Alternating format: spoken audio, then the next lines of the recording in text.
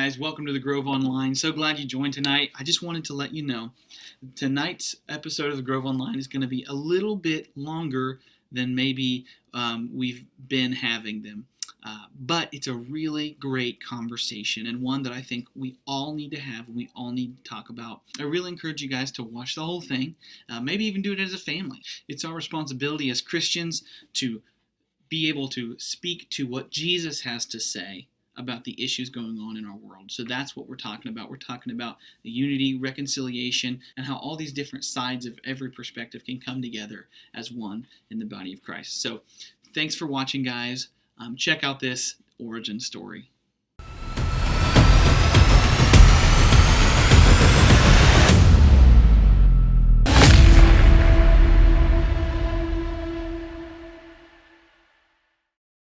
Hey guys, thanks for joining us tonight. We have here a very special guest with us all the way from Kansas City, Theo Davis. I'm not going to say anything about him. I'm going to let him talk. Theo, tell us a little bit about yourself, who you are, family, work, hobbies, all that. Yeah, man. Thanks so much for just wanting to chat. So my name's Theo Davis. Originally grew up on the East Coast in the Washington, D.C. area. Went to college out in the Philadelphia region. Met my wife. We got married. We've been married for 11 years now. She's a Puerto Rican girl and just Puerto Rican / Hawaiian. Grew up in Hawaii. Awesome. We have 2 kids. And we named them after video game characters. So my 8-year-old daughter is named Zelda from the Legend of Zelda series. And my 4-year-old son is Shepard from the Mass Effect series, Commander Shepard. So we're gamers, we're artists, we love painting and drawing, and we sell artwork. And recently I had the privilege of having some art hanging in one of the local galleries here in Kansas City, which is just one of the coolest things ever, right? And also in between all of this, youth pastor. So I've been in full-time ministry for the past 15 years. It's been really great just seeing generation after generation of students come to know Jesus, discover what it means to follow him, and then go off into the world and live that out in a variety of ways. Some of them also becoming pastors, some of them becoming lawyers, some of them becoming police officers, some of them just doing everything under the sun. And so that's a huge, it's just a huge thrill for me. Last thing I'll say is that I also am part of this homelessness ministry here in Kansas City called Hillcrest Platte County. And what I do, my family, we live on site attached to another apartment building where there's a bunch of young adults who are experiencing homelessness. And through this program, they can get back on their feet, they can get jobs, they can go back to college or whatever. And my role is really to help provide a family environment, be a pastoral figure on site. And so we're entrenched in the community. We love people. We love Jesus. That's awesome. That's really cool. So you are a gamer. We've got a lot of gamers that are probably going to be watching. So that's going to be fun for them. We're also, this series we're doing is called Origin Stories. So I've got to ask superheroes. Who's your favorite superhero, or maybe a couple of them? Batman by far. Batman's the greatest superhero. He's the best because he has no powers. It's all gadgets. It's through grit and determination. Superman is the worst superhero. He's OP. He gets the crap beat out of him constantly. And then at the very end of the comic or movie, he remembers, oh, I'm like a god. And then he wins. It's ridiculous. So Batman, by far the best. Yeah. Superman, the worst. And Marvel, all the Marvel characters are somewhere in between there. Yeah. Yeah, that's a good point. Batman is any one of us could be Batman, really, if we tried hard enough, because He's just a normal guy with an attitude and a lot of money. So and billions of dollars. Yes, yeah. That's all it takes. That's awesome. Thanks for again joining us today for this discussion. We've been talking to a bunch of different people, and really the point of all this is so that students watching can see what authentic faith looks like. And it's the same faith, but it looks different in every context.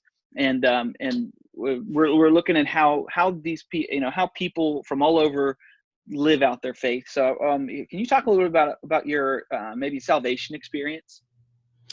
Yeah, man. So, a little quick context leading up to the salvation experience. I grew up in a broken home. My dad walked out on my mom super early when I was like 3 years old for a variety of reasons. He was immature. And so, mom raised me most of my life. I grew up within a church context, didn't really understand the whole thing. But around the time I was like 9 years old, my parents got back together. But then my dad walked out again. And he went to the church and said, "Hey, my wife won't take me back." And so the church decided, really ultra conservative church, decided that, hey, if you won't take your husband back, even though there were some questionable things that happened, we're going to excommunicate you and your kids until you fix that. And so I was homeschooled during that time. So to be excommunicated from a church was to lose all of my friends and family. And so that's what happened. And I grew really bitter and really angry with the church. And I thought, God, if this is your church, if this is what the Bible says, I want nothing to do with you. And so through the rest of elementary school into most of middle school, I was super far from God. I was still involved in a different church, but it was only for the youth group games and activities. Which is maybe why I'm doing what I'm doing today, because I know it has an impact. But eventually, I finally went to a conference, an Acquire the Fire conference. They don't do them anymore. But I heard the gospel articulated really for the very first time in the 8th grade. And I made a decision without looking at what my friend was doing. I was like, you know what? I need to do this. I know God is real. I don't have all the answers. I don't understand everything, but I'm going to go ahead and start walking this path. And so I gave my life to Christ at that point, and it's been decades since then, and I haven't looked back. That's awesome. That's awesome.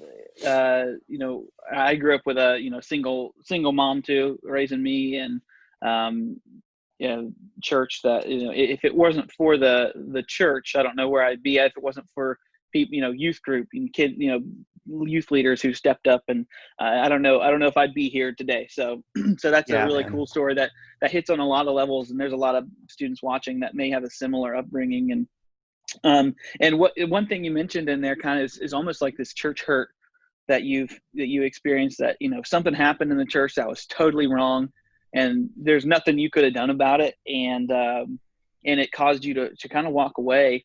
And right now in our world, there's a lot of things going on where the church can either be that voice that says, we're here for you, let's do this together, or we don't want any part of you. And so right now there's so much division going around. I wanted to ask just for a few minutes, especially with the last couple of weeks with Arbery, and now George Floyd, and now like all this stuff, this racial tension building and building and building. What are your thoughts? It seems like there's a lot of people, a lot of white people specifically, who are I guess now woke. They finally know kind of what. They kind of realize, oh, this is a problem. But then there are other people who don't. Do you think it's a good thing, or do you think people are just doing this because it's popular? Do you think it's like a trend? Yeah, I think it's really good. As an African American male who's grown up on the East Coast, and in the last 2.5 years have been living in the Midwest because we moved to a new church out here. Just really felt a strong call to Kansas City, even though I literally said I'll never move to the Midwest. Yet here I am. And it's interesting, my friend, because when I was in the DC area, the Philadelphia area, fairly diverse areas, and I didn't really feel lots of racially charged incidents with myself personally while I was out there. I felt them. I felt them subtly, but it wasn't super frequent. Then I come here to Kansas City, literally the middle of the country, the Bible Belt, the Midwest. And I have personally just experienced significantly more racial incidents, racially charged things in the last 2 years than I have in my entire life. And it, even for me as a Black person, it was sort of an awakening that, wow, I thought we were so much further than we actually are. And then I just started to do more research into my own history, more research into other Black voices. And what I've discovered is that, yeah, like it's better in some parts of the country than others, but as a whole, there's still some really serious issues. And so what I think about this right now, I'm really glad that it's been brought to light. I'm really glad that, no, not that it's been brought to light. I'm glad that we've reached a tipping point, because there has been incident after incident. George Floyd is the tipping point, right? Before that, Ahmaud Arbery. Before that, we can list dozens and dozens of other unarmed Black people who have been killed by police or by other white people. We can cite the whole Living While Black incidents, where Black people have been had the police called on them for barbecuing, for selling lemonade, for selling bottled water, for just bird watching recently. So I think the African American community and many communities of color have been shouting out about some of this stuff for a long time, but there's been a tipping point now, a tipping point so drastic that the entire world has recognized and is seeing what's going on, and we're seeing marches in Paris and London and Australia, and I think it's such a huge response that we all need to pay attention and see what historic moment we're actually in. Absolutely. Yeah, that's great. And you talked just you also mentioned that you've had in the last couple of years some encounters based on your race that you've never really experienced before. And I was going to kind of ask about that, but you just talked about that. Any personal experiences you had? Another question too is with law enforcement. We've got a great police department here in Marion, and we've got some great men and women, first responders, and I'm sure everywhere has those. Have you ever had any kind of encounter with a police officer that you think maybe because of your race, or maybe it wouldn't have happened if you were a different race or anything like that? Yeah, so I've been pulled over just like anyone's been pulled over, and I've had really pleasant encounters with police officers. They've been super polite. We have just a normal conversation, like, "Oh, I was speeding. I know. I'm sorry." And we get on with it. I've had, just delightful encounters with police. All the different times where I've interacted with them. I've also had some troubling encounters. The very first encounter, I'll say really briefly. I was pulled over by an off-duty police officer, and I'm thinking like, oh, let me get my wallet out. I wonder what this is all about. And when I rolled down my window, she just started screaming at me. She had just gotten from the gym. She had a tough day at work or whatever. She's telling me this. I just got off from the gym. My day's been awful, and here you are going 10 miles over the speed limit. Blah blah blah blah blah. And I try and explain, like, well, I'm sorry. I was like, no, you don't say you're sorry. You just need to do blah blah blah. And I felt, and I was 19 years old, and I felt so like demeaned and diminished. And I just shut up at that point, and I was like, yes, ma'am. Yes, ma'am. Yes, ma'am. And from that encounter, that was my very first interaction with a police officer, and a white police officer. And I've always been timid from that point forward whenever I've been pulled over or whenever I've had an interaction with a police officer, because is this police officer going to yell at me? Is this police officer going to, do whatever, or is it going to be a pleasant encounter? And so I always get nervous. More recently, I had two incidents happen. One at a college grounds of all places. My kids and we were playing with a boat that we had just gotten from Toys R Us right before they shut down, and on a lake. And so we were playing. There's two other white families there as well, playing and doing some other stuff. Finally, it's getting dark, so we head back to our car. A security vehicle for the college pulls around. And I think like, oh, well, it is getting late. I wonder, if they're just going to start clearing people out. I get in my car, I throw it in reverse, and this security vehicle blocks me in, puts their SUV right against mine from the behind, so I can't go anywhere. And they get out of the car and they start questioning me, like, what are you doing here? Are you a student here? Do you have family here? Where you don't belong here. You need to get going. And I was like, look, I literally had my backup lights on. Why are you're holding me here? I can't go anywhere. You're humiliating me right now. And so finally they let me go. And my daughter says, who was in the back seat, she was 7 at the time, like, Daddy, like, did we do something wrong? And I said, no, baby, we didn't do anything wrong. She goes, did I do something wrong? Because she recognized at 7 years old that the way they were talking to me and the encounter that we had was showing that, you're not, something's wrong here. And it was just super embarrassing. I reached out to the dean of the college and we had a great conversation, and I'll leave it at that.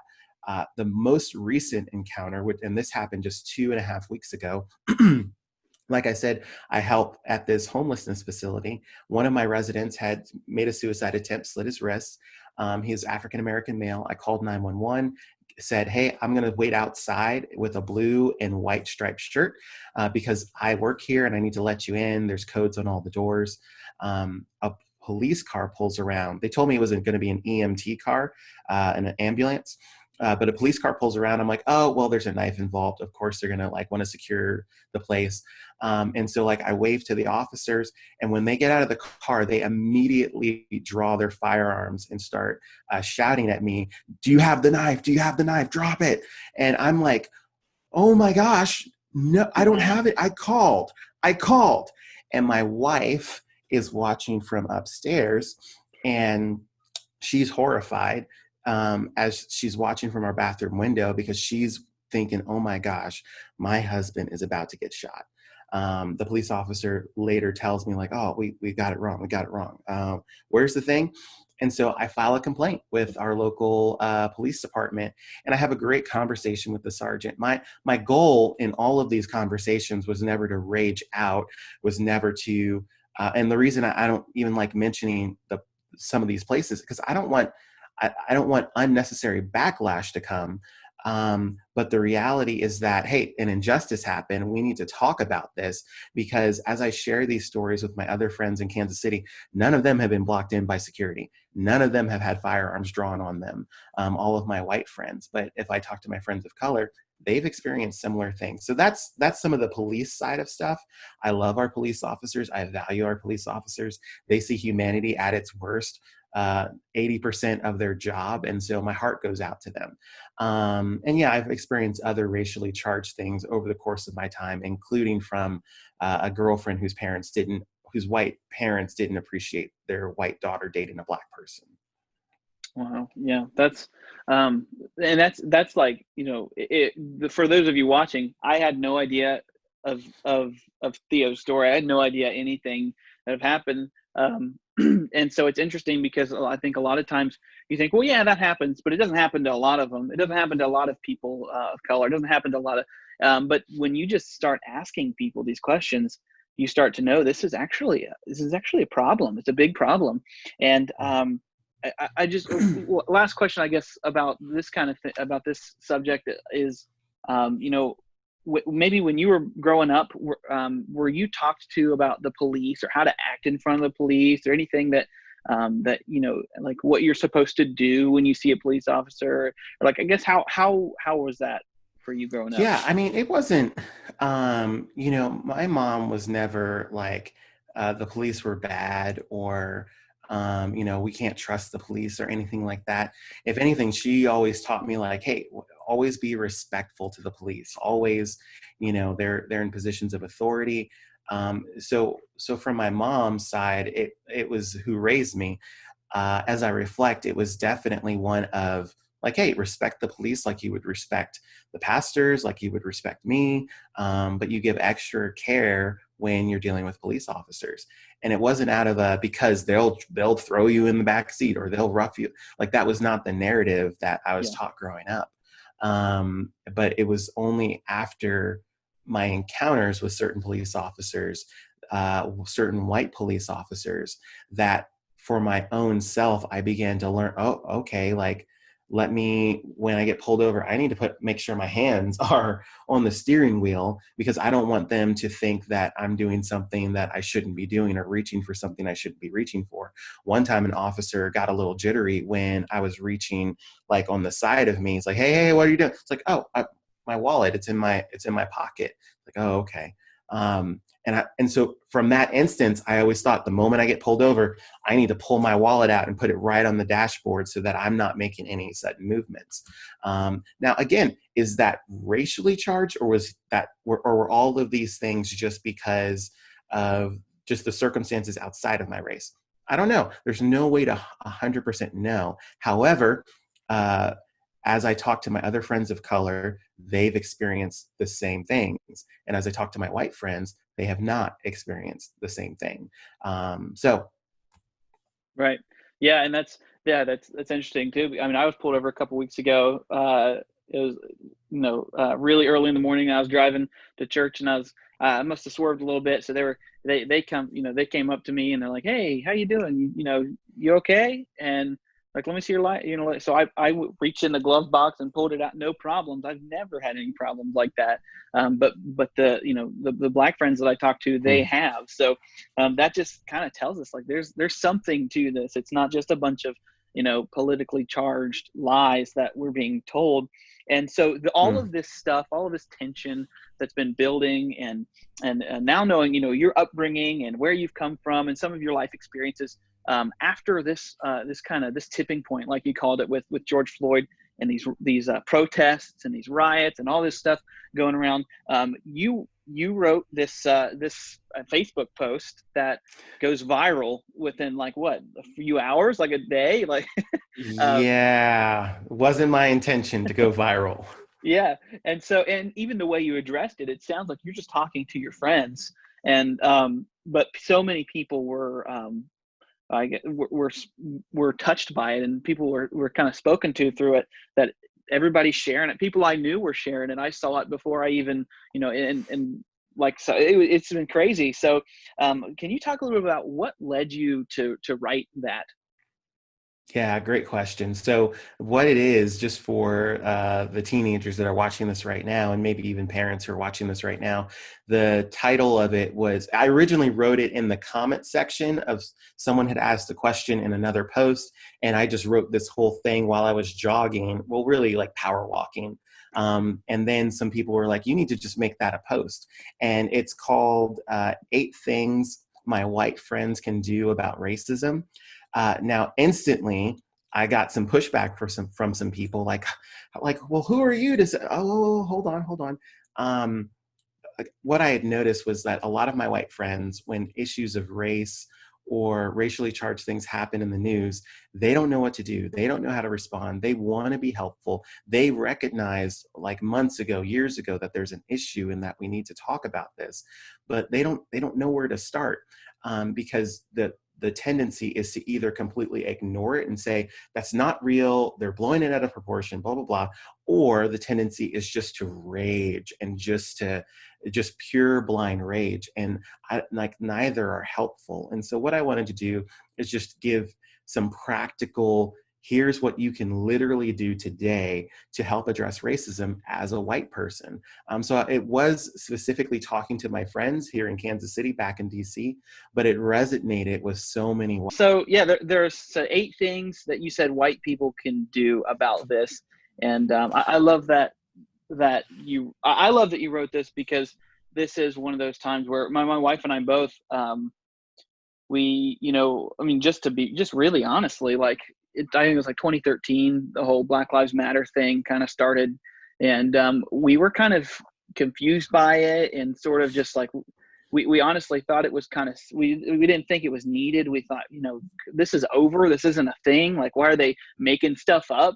And like, that's just honestly how we saw it. And over the last 7 years, we've seen time after time and injustice after injustice. And I think God has just kind of worked on both of us separately. A few points that you made in this post I wanted you to talk about. We don't have to hit them all. We're actually going to put a link to this post in the description, so that if you haven't read it, you can read it. Cool. The first thing you talk about is one thing white people can do is lament. Can you kind of explain that? Yeah, lament is this idea from scripture. There's this whole book on it, Lamentations, but even the Psalms, there's so many Psalms of lament. Lament just means to grieve, to means express deep sorrow. And so I say to my white friends that one of the things that you can do that's actually really helpful is to lament or grieve privately. So when you see these injustices happening, even though they're not directly affecting you, Jesus tells us to weep with those who weep. And so for us to get into our private place, our prayer closet, whatever it is, and just to feel that emotion and just to grieve with the African American community or the Hispanic community or the Asian community, whatever it is, lamenting privately, what that does is it connects your heart to God and it connects your heart to the things that breaks his heart. So lamenting privately, but then also lamenting publicly. There's a rich history in the Bible of when something's going wrong with a nation or a family, people rip their clothing in grief. They put on sackcloth and ashes for a period of time. It's not just a quick like, oh, that sucks. What are we having for dinner tonight? Like, it's this public display almost, not for the sake of getting attention to yourself, but for the sake of showing that you are grieving what's happening in your nation. And so I encourage people to lament privately, but also publicly. The way that looks is for some of us, that's just conversations with our friends. For others of us, it's a march. It's going to the downtown area and just being present during a peaceful protest. I do not condone riots and all the looting and all of that stuff. I don't think those people actually I don't think they get it. But the peaceful protests, and those are happening all over the place, right? And another way that we can do it is through our social media. And so just even expressing sorrow over social media, what that does is that not only shows the rest of the community that you're like where you stand and that like, wow, I'm lamenting with you, but also your friends of color, it's showing to them that, wow, you see me, you see the reality that I'm going through, you're finally noticing. And even that alone can bring a lot of healing. Yeah, that's good. Yeah, there's just something about that the heart of God, he grieves for when his people grieve, and he's we need to be those kind of people that when it breaks God's heart, it breaks our heart. And so that's a very good thing to do. I think the next one I just wanted you to kind of elaborate more on is um, you talked about if your friend or somebody comes to you with an injustice, somebody of color comes to you with an injustice, don't just try to explain it away immediately. There are students watching who have they have some friends who are black, and they have friends who this could very well be happening to them, or it could happen to them sometime. Can you maybe speak to that, and what white teenagers should do if they have a black friend talk to them about an injustice that they've experienced? Yeah, so I think sometimes out of good intentions, um, what I've experienced and what I've seen many of my friends of color experience from their white friends is a tendency to want to explain away the offense, to explain away like, oh, like did they really mean it that way? Maybe that person was just having a bad day. Maybe like, are you sure it's racial though? And what that does to a person of color is, man, it's just incredibly hurtful because regardless of your perspective, we've experienced something and it's had a deep wound in our heart. And more than likely, it's taken that person of color a significant amount of time to decide whether or not they were going to come to you with it, whether or not they were going to express it or tell you about it. And your response is going to let them know if you're a safe place or not to process and to grieve and to share these things with. Or if, oh man, they don't believe this happens. They're okay. I guess I can't talk to them about this stuff anymore. And then by unknowingly, some of my white friends are blocking out those voices, and those voices aren't going to come back because of of a tendency from a good place. You want to solve the issue. You want to believe that racism was a thing back in, the 1800s or even just the 60s or 70s. But no, it's still present with us today. And I would just say not to explain away, weep with those who weep, and more than anything, just listen. Yeah, that's awesome. And I've heard it said before that, we should believe the best before assuming the worst. And Hmm. I think that's something that in terms of, somebody coming to you with an injustice, whether it's a racial injustice or any kind of injustice, we need to not try to just, rationalize it and make it sound like, oh, well, you're just misunderstanding. And that's just not a helpful thing to do. Hmm. And we're gonna go out of order here in a minute. Just looking through 1 through 8 of them, but Yeah. all 8 of them. But we're gonna talk about this. The number 8, don't demonize people who do racially charged things. We talk about that one because I was reading that. When I was reading this for the first time, I think that was the one that popped out to me the most. It surprised me the most. Hmm. It's not really something I've heard a lot of people who are in this who are being active in this fight. I've not heard a lot of people say don't demonize people who do racially charged things. What can you explain that one for us? Yeah, and I bet you haven't heard a lot of Black people say that, right? Right. Yeah. Right. Yeah. So what I mean by that is when at some point my white friends are going to encounter people who do racially charged things. They might say something racially charged. They might, whether it's at school, at home, in the workplace. And what the world tends to do, what the current response is, if you look within our culture, is to demonize the person, is to say, oh my gosh, did you see what this Karen did? Did you see what, whatever? They create all these different names for these people.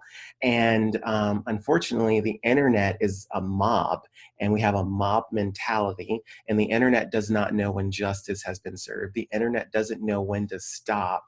And so the internet will just continue to demonize this person. And us as kind of just bystanders, we kind of laugh and we join in, and we also demonize whoever because, the action was wrong. I believe that we should definitely call out the action, call out the behavior, but that person, white or Black, is also made in the image of God. Regardless of their political stance, regardless if they're Democrat or Republican, regardless of whatever they have done, they're also made in the image of God. God loves them. God wants to save them. And so, I believe strongly that we need to be a people of forgiveness.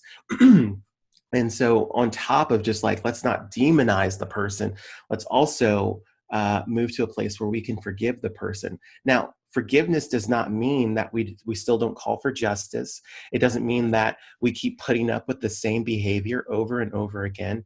It doesn't mean, because that's unfortunately, people find themselves in abusive relationships in that way. So it doesn't mean any of those things, but what forgiveness does is it allows us to take what would be hatred and anger and bitterness, take all of that weight off of our shoulders, give it to God. And now suddenly, okay, I can think about this more clearly. I can then call for justice more clearly, and then call for reconciliation and renewal, because that's who our Jesus is. He's a God of restoration. He's a God of restoring things. He's a God who brings dead things back to life, situations that we thought were dead and gone. Jesus can do remarkable things with it. And so as Christians, especially as Jesus followers, we need to exemplify that, not dismissing or excusing the behavior, but nonetheless offering these individuals some grace and mercy as well. Yeah, absolutely. That's great. That's awesome. And being people of reconciliation on both ends of the political realm, on both ends of the protesting ends, all the way to the people who think the protests are a conspiracy from the government. Those people, they all need the grace and the love of God. So that's great. And I do think a lot of this is, when somebody does do something kind of racially charged, sometimes I look back on my own experiences, things I've said or things I've laughed at, or as I was young, when I was younger. It's only really that when I've done that, it's really because I didn't know what I was saying, or I didn't know what I was looking at. And you kind of spoke to that in your second and third thing, or third and fourth things that we can do is educate ourselves on this topic. And as I've kind of educated myself a little over the years, I've been like, wow, I didn't realize, that some things that I've said before, some things that, just the conversations I've entertained, those kind of things, like those are hurtful. And I didn't know that. Even growing up in a pretty well diverse school, and even with all of that, I still just didn't know. And so the education piece is something you talked about. What are some, you want to kind of talk a little bit more about that, just educating yourself on this topic? Yeah, so in high school, whether it's public, private, homeschool, charter school, whatever, the schools are going to have probably like a little 2-week course on African American history as part of the broader American history, right? It's almost like a little footnote. And then sometimes, from what I've heard from many, many people, is that they don't even give the full 2 weeks. They kind of like march through it in like 3 to 4 units, and then they move on to the next thing, because there's lots of pressure on teachers to get through the material and get the grades and all of that stuff. I get that. What the reality is that most of America does not actually have a good understanding of the racial history in our country. Most of America actually has almost a warped perspective because of the lack of education and information that has been purposefully taught to us. Therefore, we need to do some of the research ourselves. And there's a lot of ways to do that. There's a lot of great, we need to be careful about YouTube because anybody can post anything on there. But there's a lot of great books. There's a lot of great podcasts. There's a lot of great movies that can help to educate us. Like if you're not a reader, there's podcasts, there's movies, there's shows. And so we just need to do some of the research, because if the extent of our understanding of the scars that are on the African American community was that, well, yeah, slavery was a thing, but that was well over 100 years ago, or that, yeah, civil rights and segregation was a thing, but the Civil Rights Act happened in the 60s, and so we're good now, like we've solved racism. If that's the extent, I just want to encourage every person listening that there is significantly more, and it's a gross oversimplification of what's happened. And so in order to understand what's happening today, in order to recognize some of the phrases that we even say that have some racially charged undertones, whether we realize it or not, it only comes from an understanding of history. And so we've got to do the reading, we've got to do the listening, we've got to do the watching in order to better understand where we are today. And then on top of that, we've got to listen to some current Black voices. Again, podcasters, websites, people like myself, and not just one Black voice. Like, don't just listen to me and think like, I got it now, you've got to listen to a variety of things. I would liken it to, I've done tons of mission trips to Acuna, Mexico, Lima, Peru, Pacasmayo, Peru. And when I take a group of people to some of these foreign countries, I make them do some research. We don't just pile onto the plane, get down there and do some building. No, like I want them to fully understand the culture we're going to, the history of the culture, so that when we're there, they're not making these assumptions as to why these people are living in poverty, why the family structure's like this. Like there's history that leads us here. And we need to do that educating ourselves, because sometimes I feel like all Americans are a little bit entitled to the fact that we have, just in the education system, just whatever served to us is what we need to know. No, there's a lot more of not just African American history, but Native American, Asian American, just history in general that we need to dig into. Yeah, that's awesome. And so maybe there's a parent watching or family watching together, and they want to have this conversation. What maybe is there any, off the top of your head, any resources that you would point them to? There's a great podcast called Serial with an S.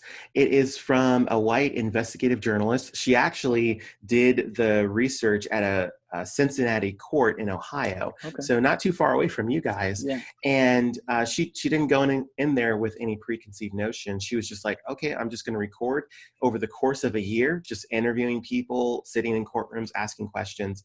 What she left with was this eye-opening experience in interviews of how racially charged this one particular court was in our nation. And I think that's a great window into the reality of what's happening in our country. I would recommend parents, high schoolers, and middle schoolers to give that podcast a listen. There is language in the podcast. There is some details in the podcast that are a little bit disturbing, but you know what? Like, this is the life that we're living in, and we need to be aware, because if we're not aware, we can't do anything about it. Right. Yeah. And so I'll link that into the description too. And I know there's some books that I know you've recommended. The Color of Compromise is one that just came out this year that does a great job of talking about the African American experience throughout history, and the subtitle of that is "The Church's Complicity with Racism," and it talks about how the American church has been complicit with racism and racist ideas over the course of history. Now, my white pastor here at Restore Community Church recommended for me to read that with him. And I was initially like, I'm uncomfortable with this. I don't know about this.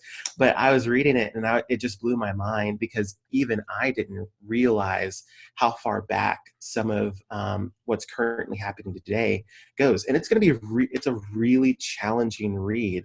But I would encourage everyone to read that. Another good book is called White Awake. And that's done by a white pastor talking about racism. Really biblical, really theological. I love that book as well. So those are some resources you guys can check out. Cool. Yeah. And I know I did see too. I haven't seen it. I don't know if you have the movie Just Mercy is free to stream on Amazon right now.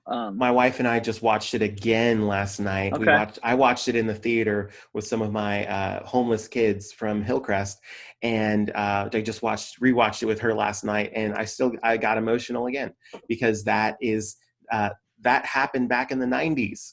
Mm-hmm. And then some of the stuff they talk about happened in 2015, 5 years ago. This is not something from the 60s. It's still present with us today. Yeah. So those are all good things to check out. If parents, if you're watching, I encourage you, have a conversation tonight about this. What do you ask your students, ask your kids, what do you think about all this? And then some things you can do. We'll link Theo's post in the description so you guys can see it. And my hope for this is that, one, you can see, you can hear a story from a person you don't know. He doesn't know us. He doesn't know any of you watching. He doesn't have a dog in the fight. There's no agenda here. I'm just asking him. I didn't know any of the answers to any of these questions before I asked him. So I'm just trying to help you guys see what it's like to be in another person's shoes who is different from you. And when you just take the time to do that, a lot of times it can open your eyes to things that you can do, and just to like Theo was talking about, to this I guess just this empathy and this your heart can break for the things that God's heart breaks for. And right now this injustice in our world is still there. It is one of those things that breaks God's heart. And Theo, is there any last things you want to maybe say that we didn't get to? No, I would just, this is to the students out there probably get this, but for any parents who are watching this as well, this is far above politics. This hasn't, what's happening right now, it's not a political thing. It's not a Democrat thing or a Republican thing.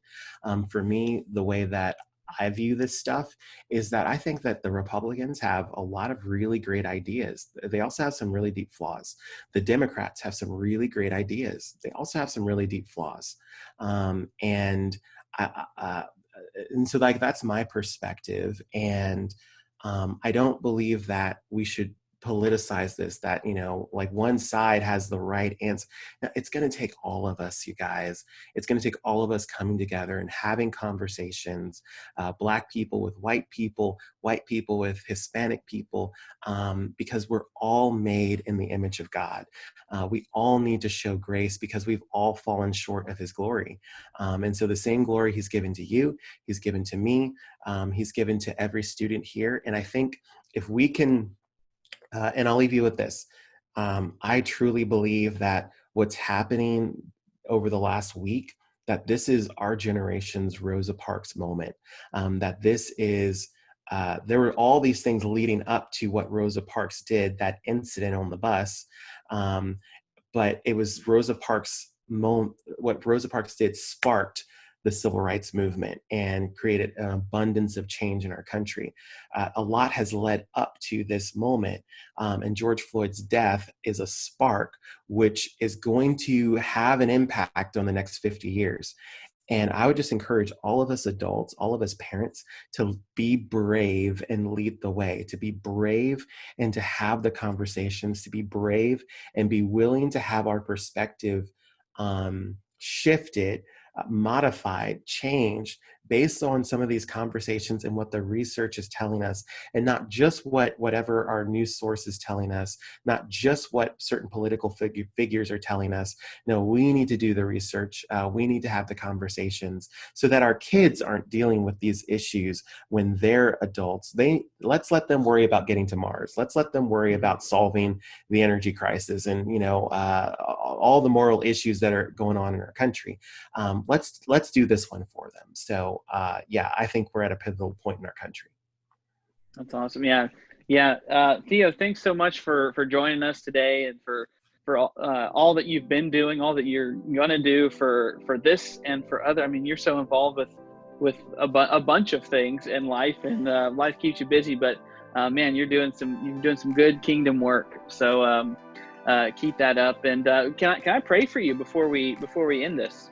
Yes, please. I'd appreciate it. Thank you. Awesome. Jesus, we thank you today for this time we've had with a new friend. I thank you that you are a God who is for all people, who died for all people.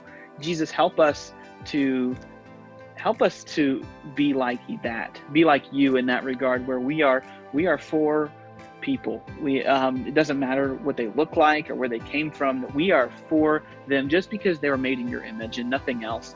And God, we pray right now for Theo and his family, his ministry, all the things going on in their lives right now. God, thank you that he has been a voice in this. I don't even know if he meant to be such a voice, but man, he's doing it. And so God, I thank you that you are using him.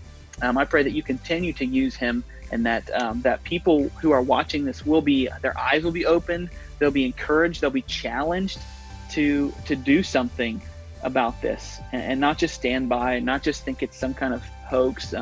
God, I pray that you would change the world through people like Theo and through people like the students watching, who are going to stand up and say, you know what, it's not right, because these people are made in the image of God, and as image bearers, they deserve to be equal. And so God, I pray that you would make that a reality, make your kingdom, make this place look more like your kingdom as we continue to fight all the injustices in the world and all the things in the world that are wrong. God, again, thank you for Theo. Thank you for his love of students, his love of people, and that he was able to help and talk to us today. God, we love you. It's in your name we pray. Amen. Amen. Thanks, brother. It was fun. Yeah, thank you.